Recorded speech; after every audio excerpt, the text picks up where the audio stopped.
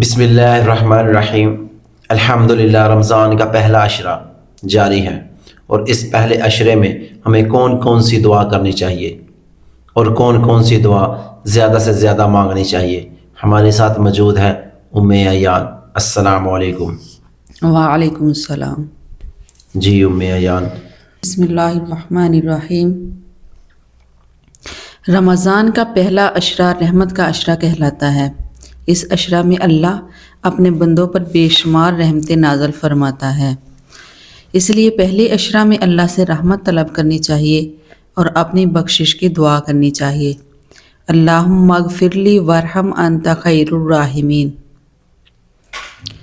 کیونکہ انسان زندگی میں کسی حال میں بھی ہے وہ اللہ سے مانگنے کا محتاج ہے۔ بے شک۔ اگر ایک انسان نیکی والی زندگی گزار رہا ہے، پرہیزگاری والی زندگی گزار رہا ہے، تو اس بات کا محتاج ہے کہ اپنے ان عملوں کی قبولیت کی دعا کرے۔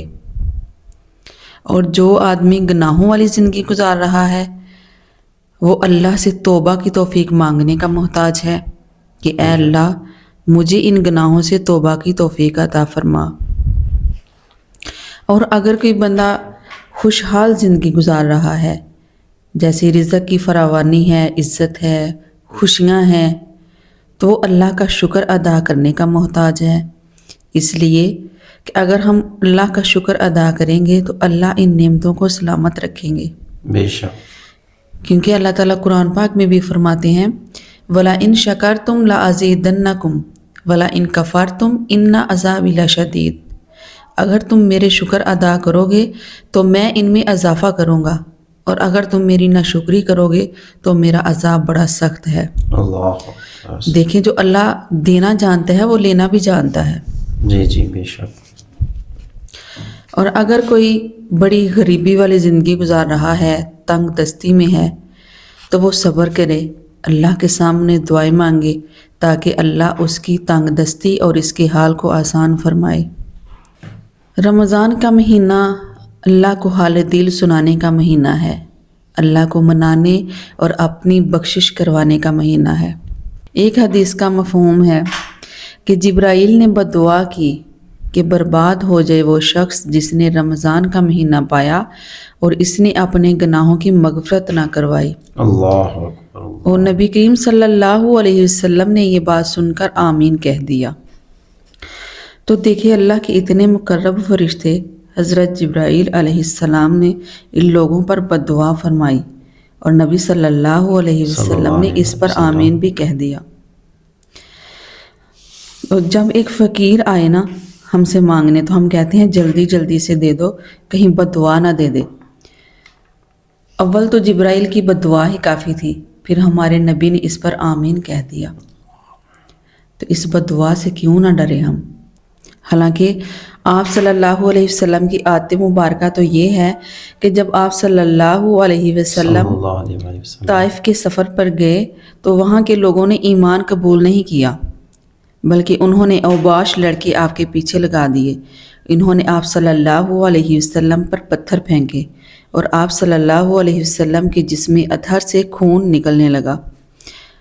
آپ صلی اللہ علیہ وسلم کے نانیل مبارک خون سے بھر گئے۔ تو پھر آپ صلی اللہ علیہ وسلم انگوروں کے باغ میں تھک کر بیٹھ گئے۔ اس وقت اللہ کے فرشتے روئے کہ اے اللہ کے نبی، انہوں نے آپ کی بے قدری کی، ہم پہاڑوں کے فرشتے ہیں، آپ اجازت دیجئے، ہم پہاڑ آپس میں ٹکرا کر ان کو کچل کر رکھ دیں گے۔ اور دوسرے فرشتوں نے کہا کہ یا رسول اللہ، ہم ہواؤں کے فرشتے ہیں، آپ اجازت دیجئے، ہم ان کی بستی کا نام و نشان مٹا دیں گے۔ اللہ اکبر۔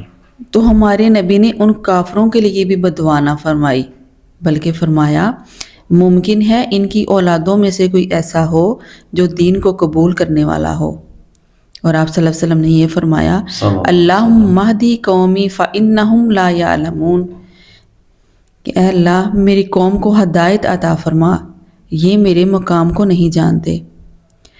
تو جو نبی رحمت کافروں کے لیے بھی بددعا نہیں فرماتے تھے تو آخر انہوں نے مومنوں پر دعا پہ آمین کیسے کہہ دیا؟ تو محدثین اس کا جواب یہ لکھتے ہیں کہ اللہ تعالیٰ رمضان میں بندے کو اتنا جلدی معاف کر دیتے ہیں کہ انسان کو معاف کرنے کے بہانے ڈھونڈتے ہیں، اتنا آسانی سے مغفرت انسان کروا سکتا ہے۔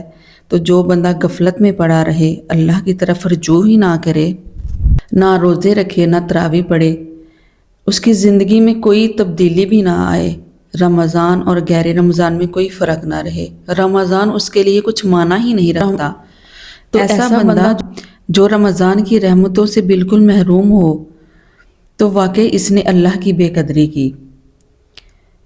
اللہ مغفرت کے لیے تیار تھے، اس نے اللہ کی رحمتوں سے ذرا فائدہ نہ اٹھایا، تو ایسا بندہ واقعی بدبخت نہیں تو اور کیا ہے۔